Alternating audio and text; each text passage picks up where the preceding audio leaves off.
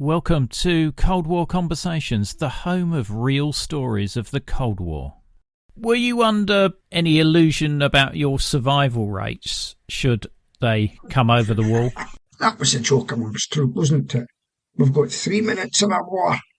That's our lot. This is Cold War Conversations. If you're new here, you've come to the right place to listen to Cold War history. Please make sure you follow us in your podcast app so you don't miss future episodes. I delve into the remarkable life of Peter Stewart, a former Royal Scots Dragoon Guard chieftain tank driver whose experiences during the Cold War offer a unique perspective on military life. His stories are filled with humour and nostalgia, particularly when he recalls his time in Berlin. He shares tales of training, the friendships forged in the face of adversity, and the lessons learned that would stay with him for life. One of the highlights of the episode is Peter's recounting of exercise Rocking Horse, an exercise designed to test the readiness of the British Army in the event of a Soviet invasion. I'm delighted to welcome Peter Stewart to our Cold War conversation. It's a pleasure having you on, particularly a former comrade of Nigel Dunkley, who featured in my first Bricksmiths episode. Yeah, well, you see, he was my troop leader in Berlin, but not only that, he was in the Officer Cadet Training Corps, a university training corps here in Aberdeen. Oh, wow. And so that's where he actually trained. And although he was an officer and I was a trooper at the time, we got on quite well. And in fact, later on in life, we got even better. And I would make sure I would meet him when I was in Berlin for a meal. And always remember, I said, Nigel, I'll take you for a meal. Where did he go? McDonald's. All the way to Berlin for a Wiener Schnitzel, and he went for a McDonald's. But no, he was a great guy, and we miss him. And as I say, I went over to his funeral, and it was a chance to get two things at the same time, you know. Yeah, indeed. Let's just go back to the start of your military career. Why and when did you join the army? Well, the reason was going back. In fact, I'm writing one book just now about my life, and it was a horrible childhood. I won't go into it. It was horrible, and so the biggest saving grace for me was the Army Cadet Force that came along to the school one day. Now, I could have went left or I could have went right. And luckily enough, I took an interest. Everybody was laughing at me joining because I had long hair and everything. But I come back, cut my hair. And the Army Cadet shaped my life because, one, I was able to get away from my rotten childhood. And I made some friends. And I went camping. But we're basically busy every weekend because luckily for me, the instructors that I had were very keen hill walkers.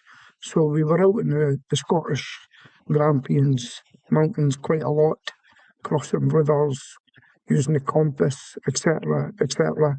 And it was a great life as a kid. And that was then, I liked that.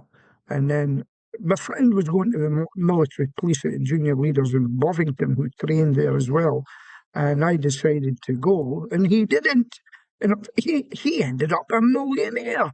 He didn't join the army, he went into the oil industry and he became a millionaire. But anyway, I ended up in the junior Royal Armoured Corps for, I think it was about 18 months training we're done. I thoroughly enjoyed it. I wasn't the fittest soldier, because I'm a little guy, but it was great. And what did that training entail in that junior leaders regiment? Well, I watched a film came on about, not a film, a documentary came on about Borstal. And I was looking at my ex-wife at the time and I said, wait a minute, that's what we done, because they had the same shots and everything. But it just turned us into tougher people, give us discipline, and sorted the men from the boys, because the guys that weren't going to make it left it very quickly. And what amazed me was all the different people in life it turned turned up to junior leaders, and there was a fellow Scotsman, very, very brainy guy, still keep in touch with me. He became Army Photographer of the Year. And another one, people might want to look out for this name. I ended up a junior sergeant, and the cadets had helped me. And there was a guy amongst us. His name was Mark Dunn. And I got in touch later with a friend of mine who passed away, Jim Tierney. We kept in touch. He went to America. He says, Peter, look up this name. And I looked it up. And his name was Brigadier Mark Dunn. Wow. He became a brigadier from being a junior leader in the juniors. I thought it was a fantastic story. He joined the Household Cavalry, but him and my friend, they were both, they had about 9 O-levels each and things like that, where I had 0. So that was the difference, They stood out academically. Were you were hands-on with the equipment as well, I'm presuming, on that training course? It wasn't just study-based? No, yes, with the Sterling submachine gun, that was that until we went to trade training. But before that, we were really infantrymen, training as infantrymen and doing the assault course, and every Saturday on the parade square, marching every Saturday. I mean, when I go to Cardiff, it's about 6 weeks training, because I wouldn't end up there anyway. But it was just looking back, it was absolutely tough, but it's the fittest I've ever been.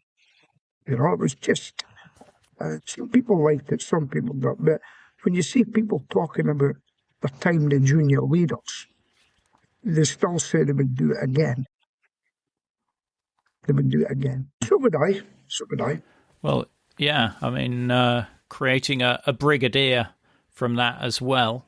And obviously, and also offering chances to, somebody like you who didn't have the academic background. I mean, the one thing that they conned me with, right, I didn't realise this.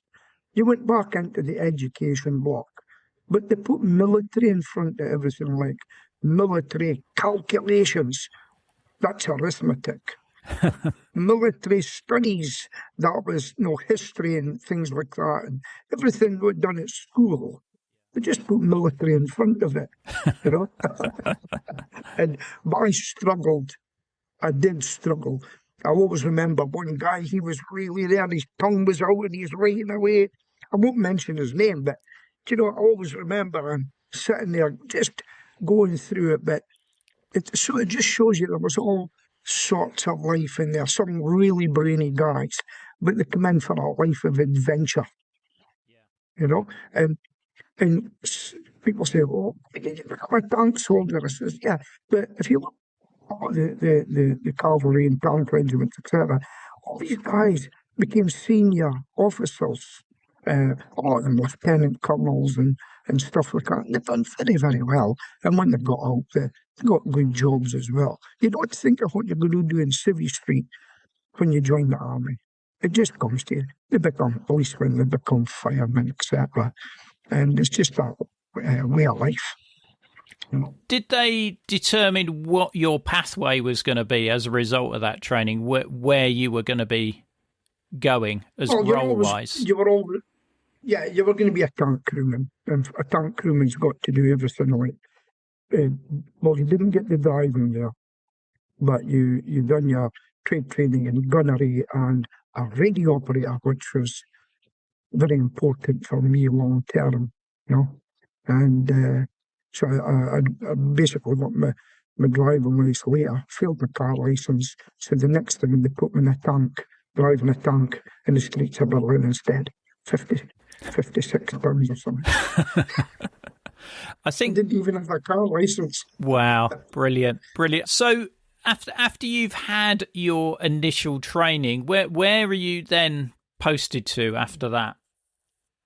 I was posted to Catterick, and I ended up going into a training, a trip where we done fieldcraft and things like that. So me just arriving there ended up helping recruits with their field craft. That was our job, hiding them in amongst trees and stuff like that. So I thought that quite strange because it was brand new, you know. But that was my job at the time. And then letters went on to the squadron notice board about applying for Berlin. And I said, I'm going to apply for that. I applied, and I was told, don't even bother, you've no chance of going, you're new to the regiment. But I did. It's a thing in my life, actually, that I never told you about. And it's about asking. And what happened is I went in and I asked to go to Berlin. And I got to go to Berlin because I asked. Yeah. Best thing ever done. Well, if you're not in it, you're not going to win it. So you're absolutely right there. Did you know much about Berlin before you went there? Absolutely nothing. Not a clue. I'd always had an interest in World War II and the happenings there. I was quite clued up a bit. I just knew Berlin was the big area where they had the troops marching and things like that, you know. So it was the capital. So you were aware it was like 100 miles behind enemy lines? Yeah. Yes. I had no idea what it would be like when I got there. What year was it that you arrived in Berlin? I think it was 1979. Me and my friend who became the photographer, and we arrived there. And what age were you then? I think we were 19. Wow. 18.5, 19 then. Wow. And we arrived and I remember landing and being put in the back of a Bedford truck. And I was just looking about and I'm saying, I'm in a city. I'm in a big city here. And then we arrived at the barracks, Smuts. And I was shown to my troop sergeant, brought along to him. So this is for me, and shown to where our troop hangar was. We each had a troop hangar. And so that was that. And then about the second night, I'd had a good drink, you know. They introduced me to alcohol.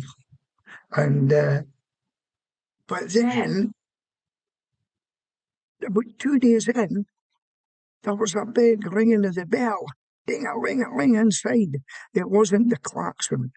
And what actually happened, it was in the old barracks, the old cavalry barracks of the Germans.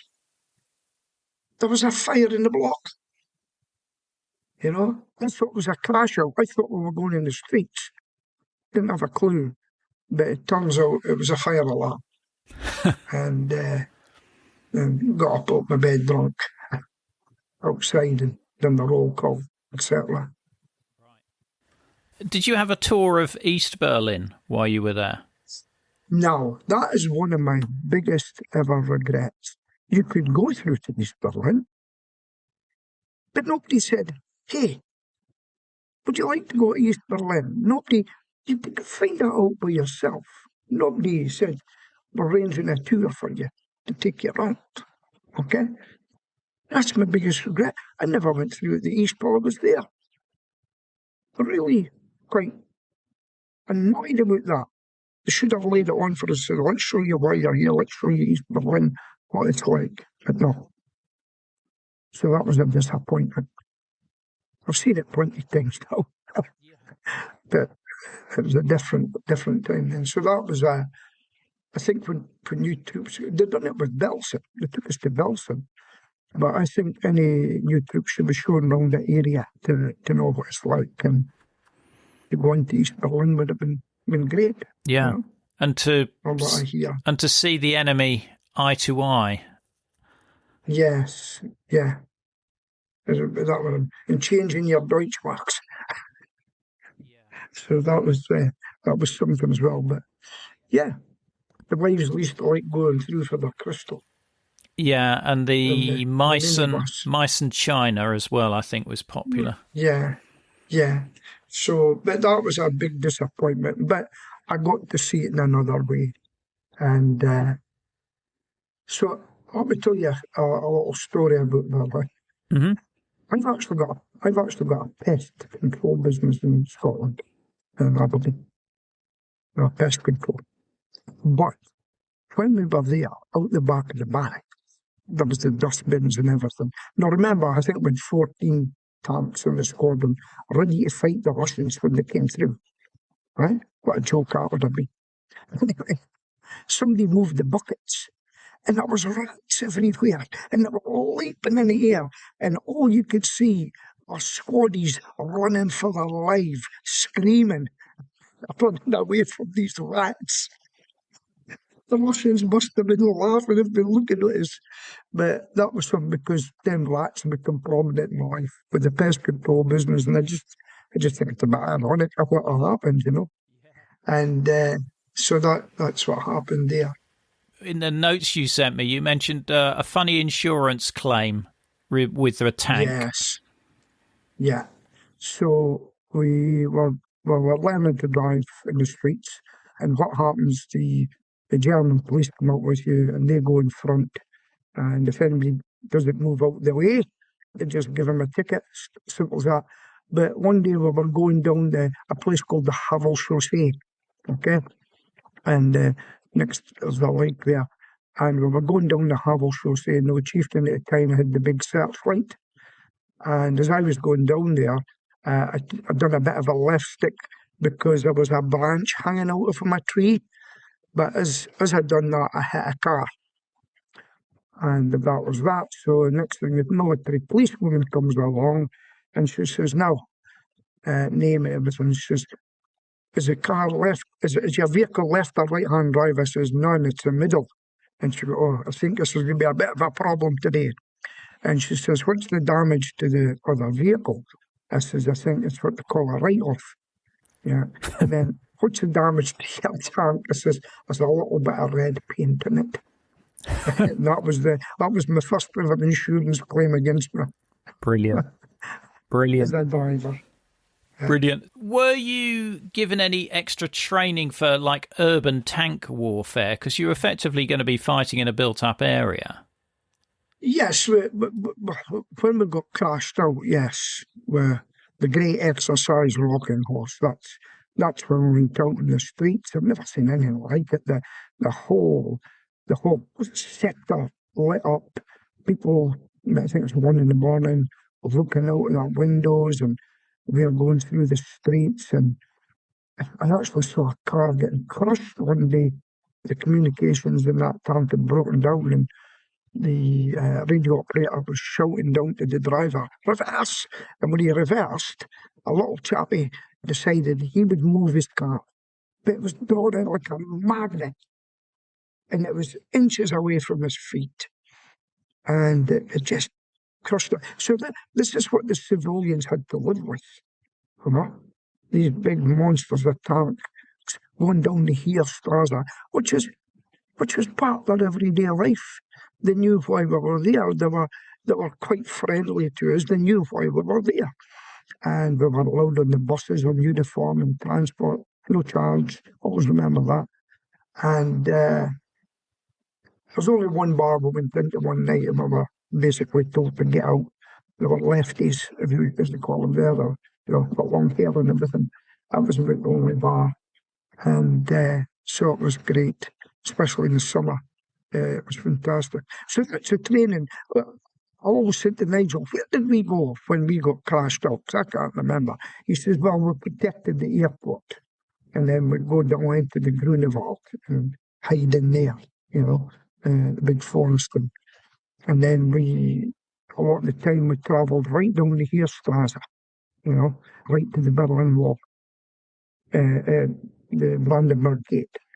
We took the tanks right down to there, past the Victory Column. It was what a sight it was. It was just, for a young boy, sometimes being in the radio operator side, looking out, what everybody's watching you, Wow. It's what an experience it was, I'm just so glad we did it. It must have been an incredible sight, an incredible noise as well. I mean, these 60-ton beasts rolling down the street. You've probably heard the sound of a Chieftain, and the changing of the gear. and the power, and people were literally hanging out their windows, waving to us, and everything. And even if it was 1, 2 in the morning, the whole brigade was up, you know. Yeah. Even the drunks were brought back with MPs and everything. I think I'll add the sound of a chieftain changing gear at that point in the recording. It would be a good point to do that. Yeah.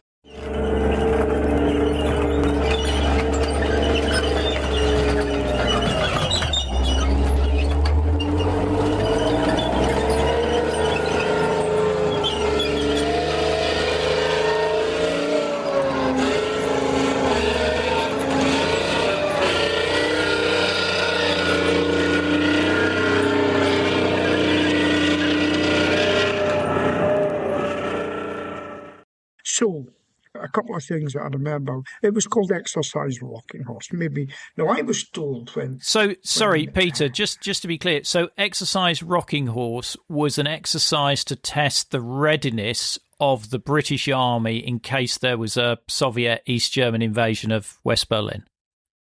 Yes, it's called Exercise Rocking Horse. And the first 3 tanks, which was the alert troop, we had to be out of the barracks within 15 minutes. Okay? And one night I was on alert troop, okay? And we got crashed out. Now, in life, have you ever heard of CPD training, continuous professional development? Yes. You have? Right, okay. So think of that now. And I tell my guys about the biggest miscommunications that I ever had in my life. So here's what happened. We all jumped into the first 3 tanks and we went out. Tuned our radios out, which was a C-42. Okay? In fact, I was speaking to a host of Lords member the other day who became a helicopter pilot in the army about a C-42 because he'd been a tank soldier as well up here. Anyway, so we went out and we turned right down Wilhelmstrasse and then we turned right onto the Heerstrasse, which is the opposite end of the Brandenburg side. Okay, so we went to the one, we sat there, but none of us could hear each other. It was all hand signals. Each tank is 13 tanks. Then the next thing we had, after a period of time, the tanks coming out of the barracks. And then we looked back and they went in the complete opposite direction from us. So we were sitting there. Next thing, a Land Rover comes up and it was the Sergeant Major. And he jumps onto each tank. And he came off each tank. Now, we had been new recruits. It was months since we'd been trained as radio operators. We never, ever got the chance to tune a C-42 in for real. It was all, this is how you do it. But we'd never done it before, for real. The result was that the 3 alert troop tanks were not tuned in. Not only to each other, but also the rest of the squadron. So there was a few of us with that. But that incident helped me with my business when I started it, and I still do it. I'm a pensioner in January, and I won't be retiring. Communications in business, in any form of life, is absolutely vital. So that's why if somebody phones my business tonight, it's answered a call centre, it's then text to the on-call operator, and they're absolutely amazed that from when they phoned in, they were phoned back immediately. And that's all because of that breakdown in communications in Berlin many, many years ago. That's a great story there. It sounds like there were various options for your troop. One was defending the airport, and I presume you mean Gatow for that. Yeah. Yeah? Yeah. And then there was going down the Heerstrasse to Brandenburg Gate. Yeah. And were they the main two options, or were there other scenarios?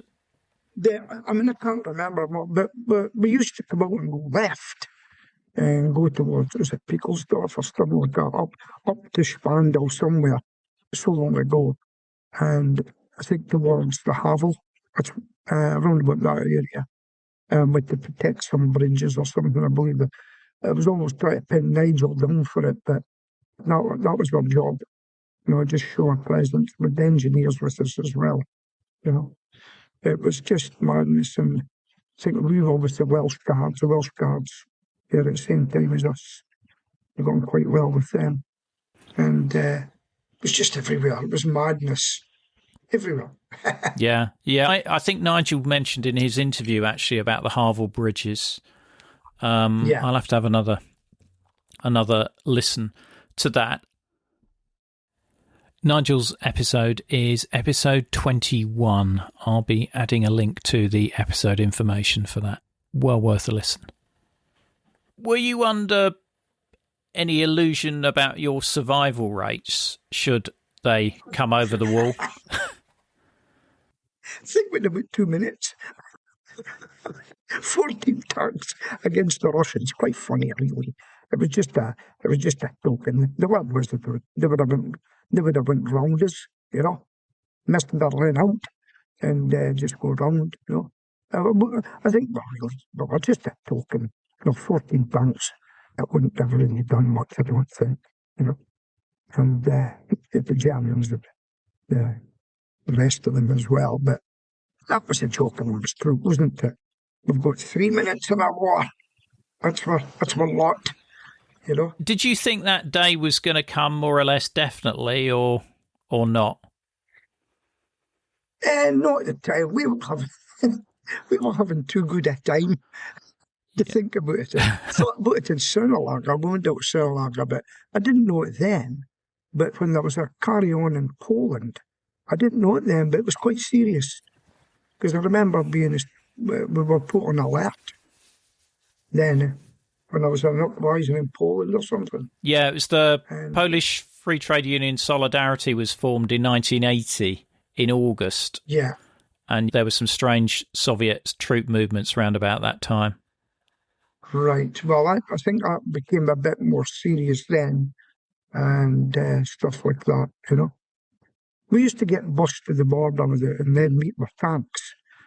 But one of the things that happened to us was our friend, who's called Swanee, who actually put the tanks on the transporters, right? And then we went inside the tanks on the transporter.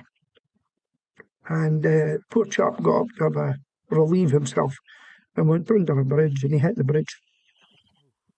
And that was poor old Swanee, 21-year-old. It's the first time we'd ever done it, put the troops in the tanks. It was sad. I mean, you're that age, you feel, well, it's difficult to remember being 19, but, you sort of feel pretty indestructible at that age, don't you? Yeah. And the thing is, with two trooper swans in the regiment, and you're thinking, it's our one.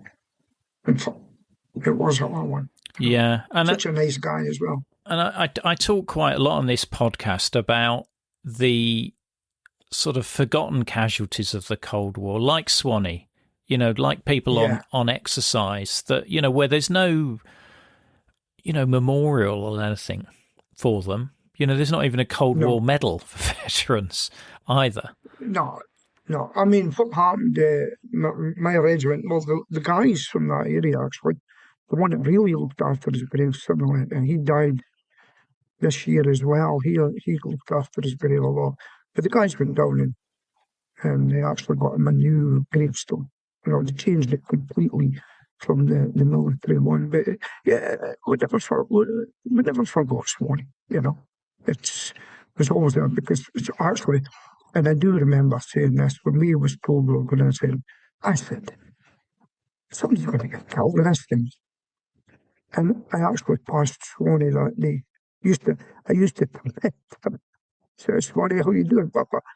I'm a singer, you see, I'm a singer now, part-time, and I would sing Swanee, How I Love You, and all that stuff to annoy him. And the poor guy lost his life. And so it was very upsetting for the guys, But, and then the show went on because it was still an exercise. Just carried on. And, so that was a sad event with the Cold War. I'm just going through some of the things you put on here. Pressing the button for exercise, rocking horse. We've covered that, I guess, have we? Or is that... No. Oh, okay. I haven't told you about that. It was the most eerie thing that ever happened to me. Right? And it was these old barracks. I'm sure they were haunted. So to go into a room yourself and you're lying there and you've actually got a red phone next to you, the red phone, and you've got a big button next to it. So I was lying there listening to everybody coming in drunk and stuff like that. You could hear them coming in. And then I went to sleep. And then the red phone rang. I woke up and I looked at it and I went, huh. And I picked it up. And it was this rather plummy voice. And he just went, exercise, rocking horse. Now, what you have to do is you have to repeat his name. And I would go, exercise, rocking horse. And put the phone down. However, I said to myself, shall I push this or quite quickly? This better not be my friends phoning this number for something. I don't know if they've got the number. They didn't go through me. It went through my mind. Yeah. I said, I better push it. Bang. Oh, what noise is that? You've never heard anything like it, Ian. I don't know if you've managed to ever hear the sound of that klaxon.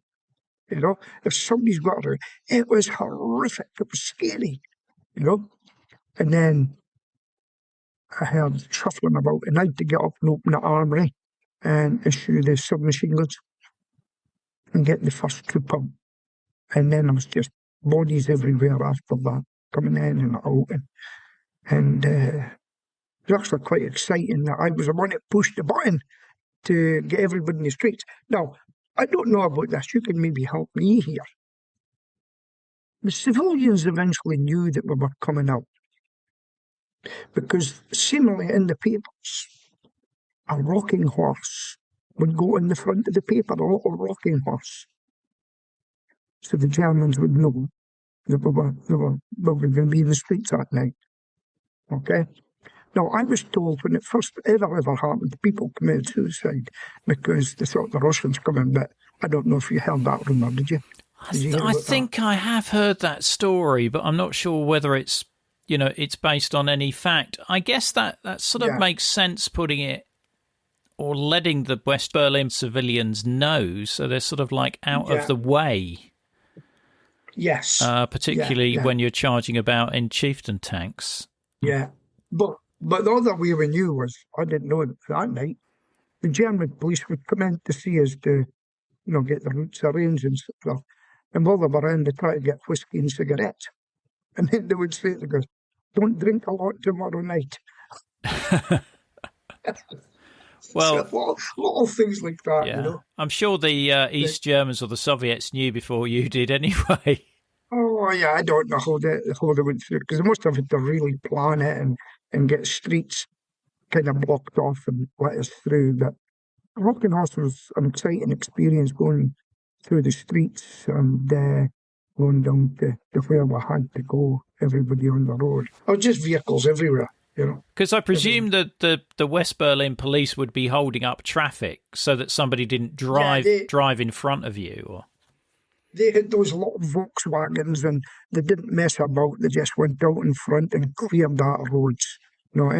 Anybody got the pre-booked tickets, I believe, and just said, here, take that, bang, move.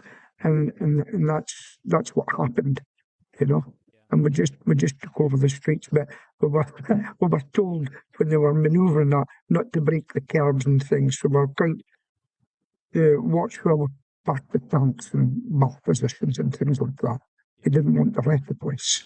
You know? Yeah. Presumably, when you went down to Brandenburg Gate, the East Germans were scanning you with binoculars and what have you from the other side. They'd been doing everything, that lot.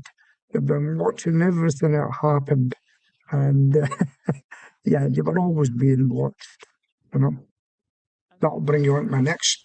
When you go, I'm just going to say, were you in that Berlin special camouflage with the Chieftain at this point? no, we were. I think the regiment did try one tank and put it through a building, but I know that happened later on. We were green. We were actually green. I was fed up with green paint. Because all we did was painting. That's all we done, paint tanks. Yeah. And I understand you had some sort of incident during the Queen's birthday parade. Yeah, we were practicing in the barracks in the square. And it was the right salute. I happened to be in the loader's position. And when the vehicle turned right, the turret turned right to salute, you know, drop.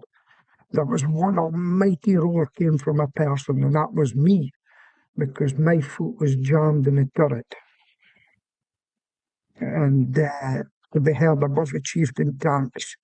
And the next thing, an ambulance come fleeing in, and they'd been told her leg off. This is how rumours start. That I was taken away to a nice hospital, British military hospital, and I got a few days lying there with all the nurses and things like that. But I did damage my leg for a while, and then I got some light duties to take it away. So that was the other incident. I don't really. I'll probably have to tell you. I've got a friend of mine, Frank Taylor from Aberdeen, will be listening. He lives somewhere else now. So we done the Queen's birthday parade in the Olympic Stadium, and all the dignitaries were invited to see us, and the tanks were all out in the stadium, and we had to march from within it out to the tanks. So off we went. However, at the other end was the Welsh Guards, and they marched in with their band.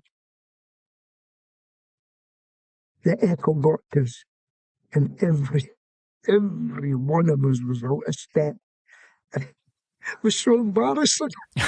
And the guys in the crowd were taking off their grey berets and hiding and everything. It was terrible. And but then we climbed onto the tank by numbers, onto that, and then we went inside the tank and we just all burst out laughing. So that was it. Was that the most embarrassing parade where you hope the Russians weren't watching? That was the second embarrassing thing. that was embarrassing because you had every regiment watching us, and probably Americans and maybe Russians invited as well. But we've never lived it down, and so. But there you go. We made up for it with the gun salute. We got it right. Fire on the blanks. Yeah. Did you have to polish up the Chieftain for those sort of things as well? Oh, every day we had to do that every day. Make sure it was gleaming. Yeah, that's one thing about tanks. I don't know if you've seen. Have you seen in the bottom of a Chieftain tank? Have I seen bottom of? Have you seen the steel plate at the bottom? Yeah. It's a Sheffield steel mark. No, that ridges, and oh boy, cleaning them out and polishing them up and everything like that. You know, hated it under the turret, under a gun, cleaning it. So, but tanks were a lot of maintenance. You know, I didn't like them in the end. I've heard that the engine wasn't the best. It was quite underpowered. Well, right. So that brings me to the next story. We went down to in my number twos, and we went down to the Berlin Wall, to get our photograph with 3 chieftains. Right in front of the Berlin Wall, facing, we reversed them, we faced back with the tanks, and then one of them broke down. So they had to go over the back and lift the back decks, and the Russians were up, and these Germans were up, they can pick us down. So there were 3 tanks, and one of them had broken down right in front of the Brandenburg Gate. And the Navy guy was in there, and his number 2s fixing it. You know, ruined his number 2s.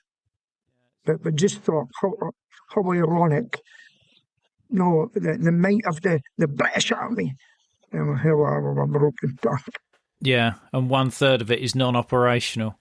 Yeah. And I mean, when you were doing those rocking horse exercises, what sort of percentage of the unit was like non-operational because of breakdowns and stuff like that? Do you have any idea? I don't think it was all that bad, actually. Our tanks, you know.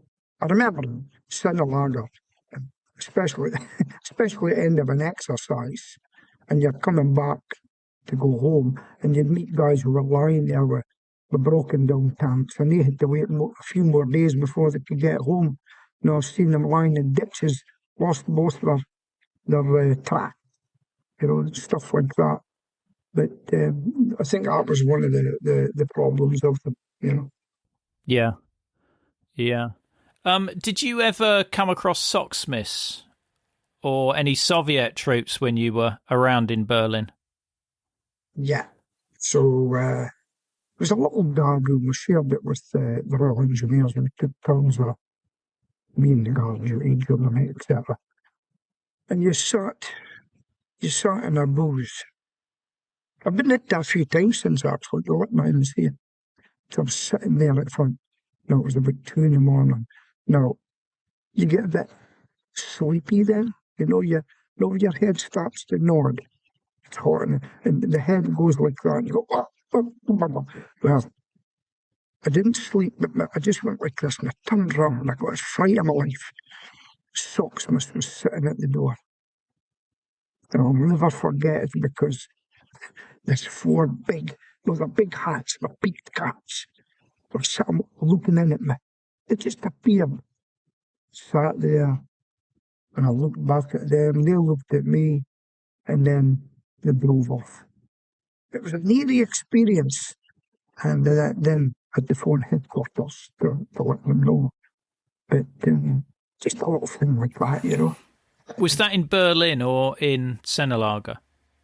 That was in Berlin. That was in Scots Barracks in Wilhelmstrasse, and they just pulled in and sat there. Yeah. Because I think with socksmiths, they were only operational in West Germany, so it's probably one of the Soviet flag tours that was out. But they're basically the same role as socksmiths, you know, just to see what was going on and put the heebie-jeebies up you. They did, especially at 2 a.m. Yeah. as a young man looking at it, it was an eerie experience, you know. So that's where I met them. Right. Only time I met them. Yeah, because they had the Soviet War Memorial in the British sector, didn't they? So they were bussing the troops in for that on a daily basis as well. Yeah, and we would take a tank around. Billy, my friend Billy, he was a character.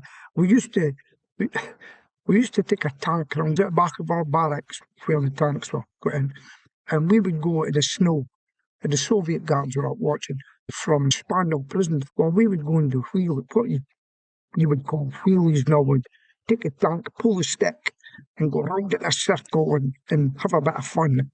And they were watching us from Spandau prison to see what was happening, you know. And I do believe that one time the guard rooms, the buildings were the same bricks, you know, they looked the same. I do believe the Soviets came in one day with a regiment, and they opened the barrier for them and let them in. This was the guards that were taken over from the Americans or the French or the British. They'd taken their turn guard. No, it's funny that Spandau prison though, because the lady next door to my ex-mother-in-law, she was a prisoner of war with the Japanese, and her father became a guard. I think they employed guards, not soldiers, when Right. the Nazis were interred there. So he'd been there. And do you know who else was there? That guy Spears from Band of Brothers. Remember him from Band of Brothers? I don't remember him particularly, no.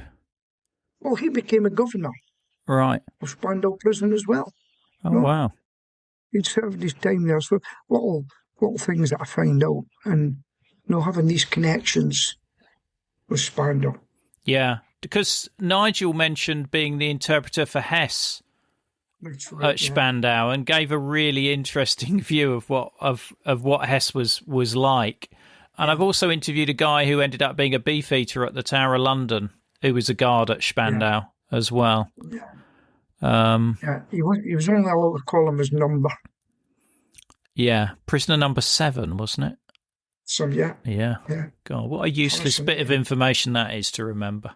No, but it's great for people that don't know. So that was basically my time in Berlin. Now, I've got a friend, Cliff, from Aberdeen as well, and we shared the same room.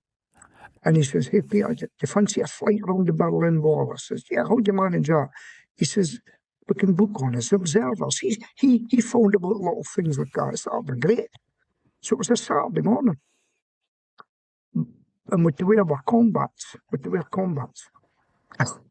went to the bar that night, and I kind of forgot about it.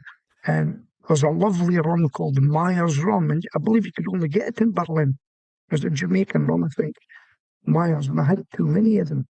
So anyway, I gets up and I seen this helicopter coming in and landing in the playing field, the football pitches now. And he says, "It's for helicopters." So I threw my combats on, and it was one of those little bubble ones. Is that a Scout, I think? And we jumped in the pipe under him. He says, "Oh my God," he says, "you've been drinking." I said, "Oh, sorry." So we went up, and it was one of the best days I've ever had in Berlin, because they took us right across, around the border, showing us everything, looking over into East Germany. Absolutely fantastic. And I remember I had that drink, I was a wee bit tipsy. So my friends decided to ask, he says, "I heard you can do a thing called auto-rotating. That's when they cut the engine and drops." And the guy said, "Do you want to see it?" So that was it. So that was a great day. That was a nice trip. It was, I got to do something that most people wouldn't. Another big one that I never got on, because that was more infantry based, was the train, the troop train. The train to Helmstadt and beyond. Yeah, never got on that. And then the other one was travelling to Berlin, there and back. We had to go through the corridor again. That was an experience, everything you had to do to get through the corridor. But one of our duty pipers turned up to Berlin. And he'd gone missing, right? And he came through the East German border, but he had a British passport with him. They just stamped it and let him through. Not what happened. But that was Vince, actually. Yeah. And so that was it. And that's basically everything that I've done for the city. I've been back a few times now. And one thing that I always do when I go back in is this. I'll go to some Schnellenbus and have a bratwurst and chat to people round about me. And I pick up, maybe chat to someone that's my age who didn't have to go into the military. And I tell them, but there's that, And then I said, "What do you think of the war now?" Guess what they tell me? And I've done it a few times. Guess what their answer is? Go on, surprise me. Put it back up tomorrow. Put it back up tomorrow. I was a member of Toastmasters International.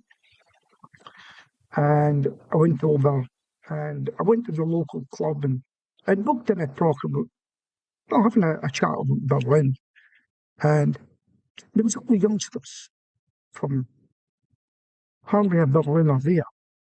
They were all from different Eastern countries mainly, and they had not a clue about what had happened with the Berlin Wall. And they weren't even interested because it was well past the time. That's how quickly things get forgotten. And I went also, I don't know if you've watched The Lives of Others yet, have you? Can't remember the number of times I've watched it. I've actually been to the bookshop. Place where the books. I've been there. Yeah, don't ruin the end for people. No, I made sure I could watch that film every week. Yeah, you know. Yeah. So that was that, and then I in Aberdeen, I've done a couple of talks about the Berlin Wall, you know, but I went to Aberdeen University to give a wee talk, and I've been given a tip off about a lady who was there. And I had a picture of a boy looking out. It was one of those that was killed. I says, "Who's that?" I says, "That was the last one that was shot." And then every question I asked, this woman could answer it. And she didn't put her hand up for it, she just shouted out. So this one says, "Now guess what the name the store after Hess had gone." And she shouts out, "Hess." Goes, I says, "I can't believe you know all this." Then I went, I said, "I know why." And she looked, I says, "You're a relative of the ambassador in Berlin, are you?" She said, "Oh, did you know that?" I says, "Because I know everything." It was quite funny, but she knew every answer. So that was it. And yeah. And I remember I went to it's still called Kaufland. It's a grocery store, and I went there and I was speaking to all people, and they remember the tanks coming out the gates. You know, you make the notions that you've been there, and even went down to the little pub. And I was taking a lot of pictures with my partner. And this little guy comes up in the pub, he says, "Why are you taking pictures?" I says, "I was up in the barracks up there." He says, "Really?" He says, "I was there." I says, "Well, yeah." He says, "I was the cook. I said, I've been needing to meet you." And he goes, "Why is that?" I says, my stomach's never been the same since." But no, they were fascinated with him. I had a good, a broken chat with him. So that's my memories of Berlin. I've never forgotten it. And I've read books in the Stasi. I've been to the Stasi headquarters. I like going back. The next time I'm going back, I'm getting a bike. I'm staying in Spandau, and I'm just going to go about my bike, seeing all the I always pay a visit to the war graves on the Heerstraße, and even young people died there during the service in Berlin after the war. You know, it's bomb crews to young children. It's quite sad. And so we actually, when I went to Nigel's funeral, it was the Anglian garrison church that they still use in there. And so I'm just going to go back and find places I never seen when I was there, because we spent too much time in the bar. That was one of the problems. Have you ever been to the Stasi prison at Hohenschönhausen? No, I haven't been there either. I would too much to see. Really recommend that. If you're a fan of the Lives of Others, that's definitely worth seeing. Yeah. I met when I was with Nigel one day. Actually, he had guys from the 16th Lancers that he transferred to them for a while, and 16th, and his guys were over. And he met me the next day after he met me the day before. And he says, "Come along." And great tour it was. I was even in Hitler's office, and we had a great time there. But I won't make a point of going to it. I'm actually, I watch an American in Berlin, ex-Air Force guy, and I'm going to meet up with him as well, and go on a little big tour with him, showing the different things, you know. Brilliant. And, Brilliant. It's always been in my heart, Berlin. Yeah, I love it as a city. It is without doubt my favourite city. I mean, there's so much history there and Yeah. loads of interesting places to see. There's a couple of other things you had on your list here. A young woman at your speaking club, East German, age 10. Yes. So she was a doctor, you see, and we all became friends, Toastmasters International. And I went there actually to become a public speaking trainer. So I was chatting to her, and I said to her, have you heard about the puzzle ladies? She goes, no. I says, were you in East German? She goes, yes, I was 10 years old and I lived with my mother. I says, okay. And she said, oh, really? I didn't know about this. So when she went home, she said to Mum, Mum, did you know about you can get your files? She goes, yes. And I've written. She went, really? She said, what happened? She says, because I kept in touch with people in the West, I went no further than my job. I was pigeonholed. That was it, because I refused not to speak to them. She goes, what about my dad? She says, your dad was an informer. Just like that. Your dad was an informer. And seemingly that many people, I've read quite a few books in it now, that informers were their own relatives. That's how deep the Stasi went. You're right. It was very pervasive, but it's the way that the Stasi worked was very clever in terms of putting pressure on people and sort of like, your son won't go to university unless you tell us what your work colleagues talk about at lunchtimes and things like that. It's or worse sort of pressure. Your wife will lose that highly paid job that she's in at the moment. Did Nigel ever tell you his nickname was, his name with the Stasi was Hotspur? Did he tell you that? I think he might have done. That was his code name. I'm sure he loved that. He said to me, Peter, we're sitting over a meal one day, and he says, I got a phone call one day. I was, yeah. And he said, no, is that Herr Dunkley? He says, yes, obviously in German. And he says, I need to meet you. Really? Yeah. He says, I was the man that watched you. So when you want to meet, he said, it's spies, he said. So they met up. And he said, I just want to ask you one question. That day I followed you at such and such. How did you get away from me? And Nigel said, when a train came past, I told the driver to go alongside it, drive, and then turn into trees. And the guy says to him, thank you. I always wanted to know that. I walked away. Brilliant. Wow. So that was, I thought it was a great story, Yeah. Yeah. I definitely need to listen back to that Nigel interview, because I did it quite a while back, and I remember there were some great stories in there.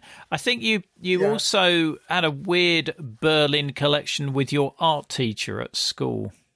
Yeah, I was walking in Aberdeen one day, and there was a little art gallery. I actually knew the little American guy that ran it, and it said Berlin collection or something like that. So I went in, and it was beautiful pictures of the Berlin Wall and all the drawings from the time. And then I looked at it, I says, who's the artist? And it says, I can't remember, S. Cheen, A. Cheen, Sandy Cheen. I says, was he a teacher in Aberdeen? He goes, yeah. I says, he was my teacher. And then I eventually met him, because I got him to, he had a book, and I got him to sign it for me. I says, when? He says, I moved to Berlin. I says, when were you in Berlin? He opened an art shop there.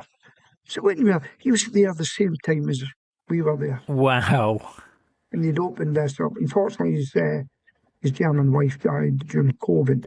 And that was, it's a funny meeting your old art teacher, and he would have been a different from me. I think they had a different view from me, if you know what I mean. But I just thought all the little coincidences that have come in my life all lean back, but no, there's quite a few people from Berlin and Aberdeen, and you can pick up the accent. One of my customers, and I said, I detect that accent. Where are you from? Berlin. But one of the weirdest ones, I used to do a factory in Aberdeen and got really well with the foreman. And he had a bonnet, you know. He said, would you like a cup of tea, Peter? I says, aye. So we sat down, and he says, and I'd worked for a national pest control firm then. He says, so what would you like then? I says, I was stationed in Germany, I was in Berlin, and he told him that. So that's good. He says, I'm a German. I said, what? He was as broad Aberdonian as you could get. I goes, what? He goes, he says, I was a prisoner of war. A way you would not have detected that he was a German. And then, as I said, and I regretted saying this, but I said, what do you think about it all now? He says, next time we'll get it right. Wow. And he was being serious. Yeah. I was thinking about your art teacher, Peter. You could have said to him, you know, that the art classes came in really useful. I was very good at painting tanks green. Yeah. But he was one of my art teachers. We called him Cat Weasel because he looked like Cat Weasel, I remember. Yeah. I'll be honest to say, if I was a younger man, and I know now, I would be staying there. Yeah. I would be staying there. Yeah. No, it's a lovely city. And I can, you mentioned about the guy talking about putting the wall back up.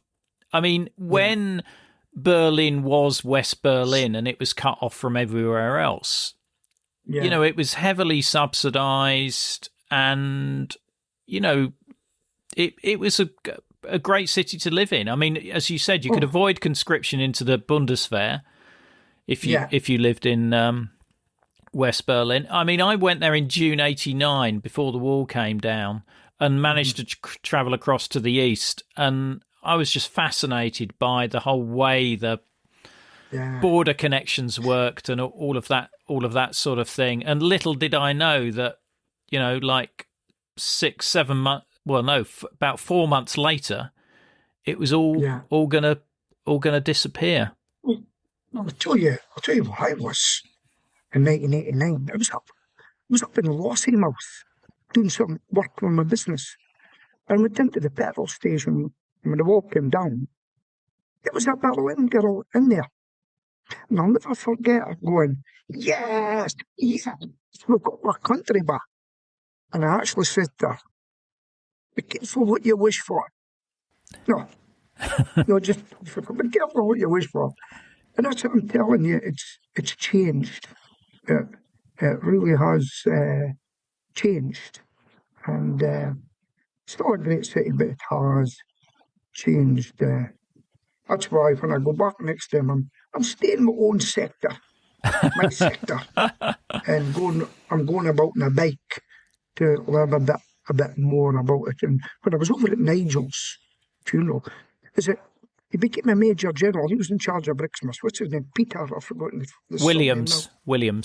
Peter Williams, yes. And I had a fantastic chat with his wife, about life. And she'd actually been in the army herself in the education corps.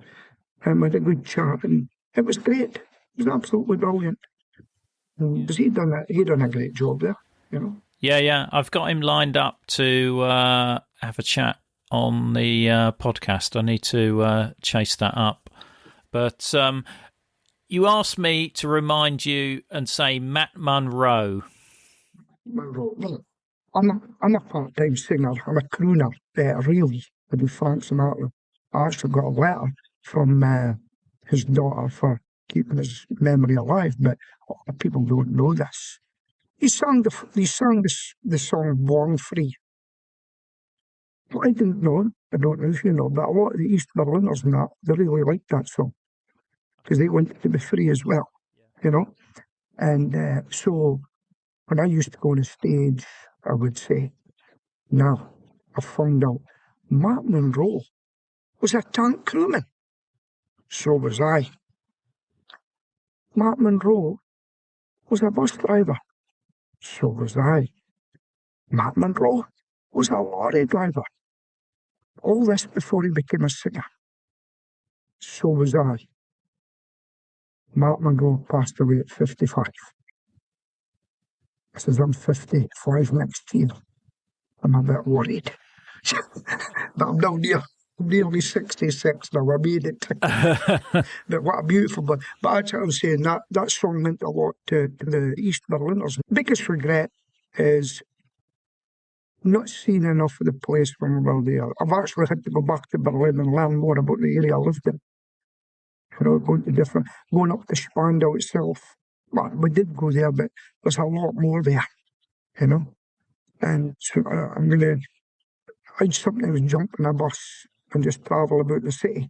But as I say, I hope to go by bike next time and just stay in my own area, in my Spandau area, and just go down and get as much photographs and videos as I can. Well, you're a member of our Facebook group now, so Yes. if you want to share a few of those when you're down there, that when you get back, I'm sure people would appreciate seeing, particularly the old haunts of the British Army in Spandau as well. Yeah, I'll do that. I'll do that. I used to sit alive at a cafe. The Germans thought I was an idiot. So I'm speaking to camera. I was at the street where Nigel was going to a film premiere, right? I'm sitting there, and I says, I remember a street. Do you know why? Nigel was in I can't remember, it was a tuxedo, a really nice suit, something like that. And how did he get driven down? Hanging onto the turret of a Chieftain tank. That's the sort of guy that Nigel was. He was quite eccentric. Yeah, absolutely. With a capital E, I would say. Yeah. Well, Peter, it's been lovely speaking with you tonight. Great stories there. Yeah. Nothing from a major general, anything, but that was the life of Trooper Stewart in Berlin. That's great. The life of Trooper Stewart will be going into the archive, and I'm sure people will be delighted to listen to it. The episode extras, such as videos, photos and other content, are available via a link in the episode information. The podcast wouldn't exist without the generous efforts of our financial supporters, and I'd like to thank one and all of them for keeping the podcast on the road. The Cold War conversation continues in our Facebook discussion group. Just search for Cold War Conversations in Facebook. Thanks very much for listening, and look forward to seeing you next week.